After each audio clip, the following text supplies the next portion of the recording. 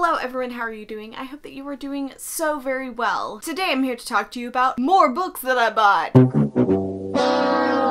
So I know my last haul was pretty recent for me at least, and now I have a buttload more books to talk to you about. We'll just address that book problem later. This video is being sponsored in part by Tor Books and in part by Book Outlet, and there will be a fun giveaway coming with Book Outlet through this video, and I'll be talking about that a little bit later, so stay tuned. First up, I want to talk to you about American Drifter by Heather Graham and Chad Michael Murray. I am reading this with the girls of Fiction Faction for our November book of the month. This book came out November 14th, so you can get it and then read it with us. This is about a guy named River, and he is a young veteran from the US Army, and he's having a lot of problems coming back and adjusting to normal life, so he steals away to Brazil to try to get past all of these things that he's experiencing. While he's there, he meets a girl named Natal, and she lives with a gangster who rules a lot of Rio de Janeiro, which is where he is at. As River and Natal start falling in love, Tio is pursuing them, he is coming after them, but then River has to kill one of his henchmen, and their chase gets even more deadly. It sounds very intriguing, and I'm very excited to read it. The next thing I want to talk to you guys about is Manuscripts. Two of my friends launched this Kickstarter campaign at the end of October called Manuscripts. They are publishing the Gospels, Matthew, Mark, Luke, and John of the Bible as 4 separate pocket-sized books. The campaign is still live, and I'm going to link it down below, or you can go to manuscriptsbooks.com and it will take you to that page. They gave me this box to unbox. Look at that packaging, so nice. And a little note from my friend Gio, who is one of the guys who started it. There's 2 copies of this. It's just a really convenient way to read the Bible without any distractions, because yes, I do have the Bible on my phone. I will read it there from time to time, but my phone is a huge distraction for me, so this is a great way to read the Bible without those distractions. I actually have already backed their Kickstarter campaign, and if it's something you'd be interested in, back the Kickstarter. Get on that. Yay! Next up are some just random books that I got because I felt like it, so here you go. I went to the closest books a million to me. I obviously went to the bargain section and got some books while I was there. First up is Go Set a Watchman by Harper Lee. I know a lot of people really did not like it, but it's kind of one of those iconic things that you're like, I gotta have it. And if you haven't heard of this, but you recognize the name Harper Lee, that is because she wrote To Kill a Mockingbird, and this is a sequel to that book. It's about Scout coming home when she is 26. Some things that she thought about her past are thrown for a loop whenever she goes home and discovers that things are not exactly what they seem whenever you're a kid. I've heard some things about Atticus Finch being not great in this book. I'm interested to see how it is played out, because it's really interesting when you have such a moral character changed and shifted as they get older. I'm going in with low expectations, but I'm still very interested to read this. Next up is Burial Rites by Hannah Kent, and this is not the beautiful black-edged page version, and maybe I'll get it if I like this book, we'll see. This is about a girl named Agnes, and she's charged with the murder of 2 men and is removed to a very remote and far north part of Iceland to live on a farm until she is executed. The people who live on the farm want nothing to do with her, but as the months pass, the family who lives on the farm finds out more about her, and that maybe this story is not all that it seems, but they don't know if it is enough to save her from execution. There are so many people that love this book. I'm gonna try not to hype it up for myself too much. It sounds heartbreaking, but really good. Next up is A Week of Mondays by Jessica Brody. This is about a girl named Ellison, and she is living this Monday, and it's not going according to plan, and at the end of the day, her boyfriend breaks up with her, and as she's going to bed, she wishes to do that day over again and to get it right, and the next morning she wakes up and it's Monday again. Once she finds out what's happening, she is determined to get it right. She's determined to make her boyfriend stay with her because that's what she thinks is the end goal, but maybe it isn't. Lots of fun Groundhog Day vibes and just cute contemporary stuff, you know. Last in this category is the illustrated edition of Harry Potter and the Prisoner of Azkaban, illustrated by Jim Kay. It's so beautiful, guys. It's so beauty. Technically, this is a Christmas present, but I asked my mom to give it to me early because I'm gonna try to read through all of the Harry Potter books and all of the illustrated editions for Merry Christmas to you. Yay!